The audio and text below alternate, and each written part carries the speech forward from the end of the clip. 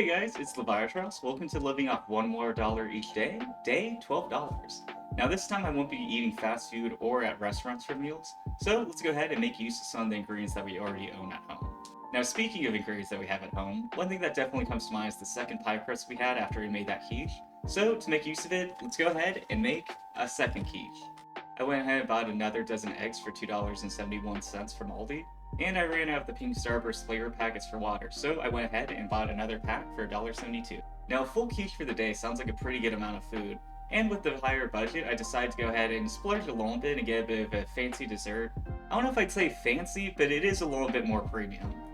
I did make use of a weekly discount because every Tuesday you can get a Pizookie for $5.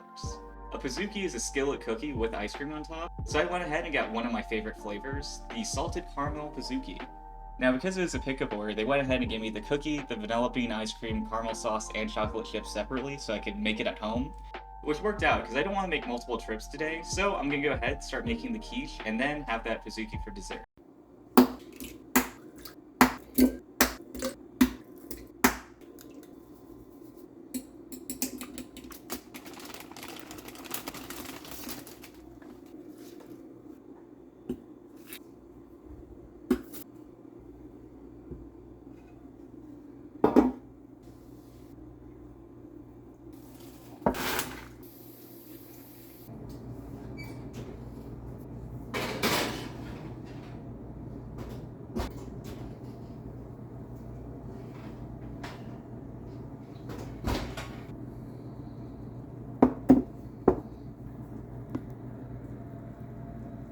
Alright, we finished our second quiche of the series. This one I think is looking a lot cheesier and less spinachier than the first one, but let's see if that means it tastes any better.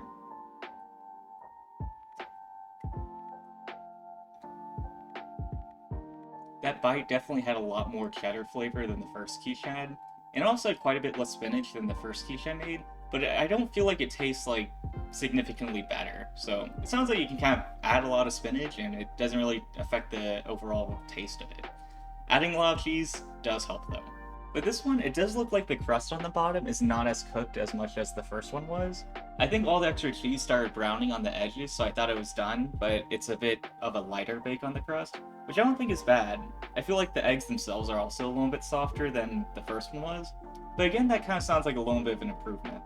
We'll see how I feel about it after eating an entire quiche, but overall, I feel like both of them were not bad, but I feel like this one might be slightly better than the first one, especially with all of the extra cheese.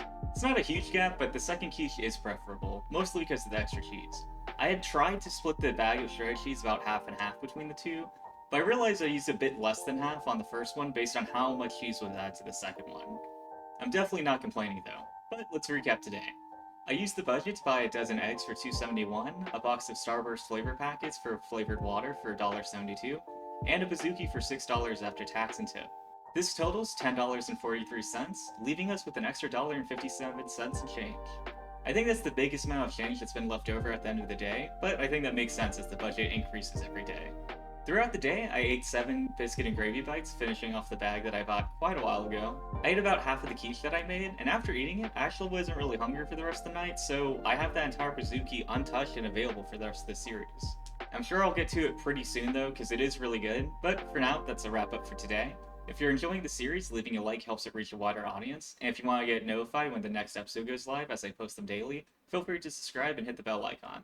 But either way, thanks for watching, I truly appreciate it, I'll see you guys tomorrow.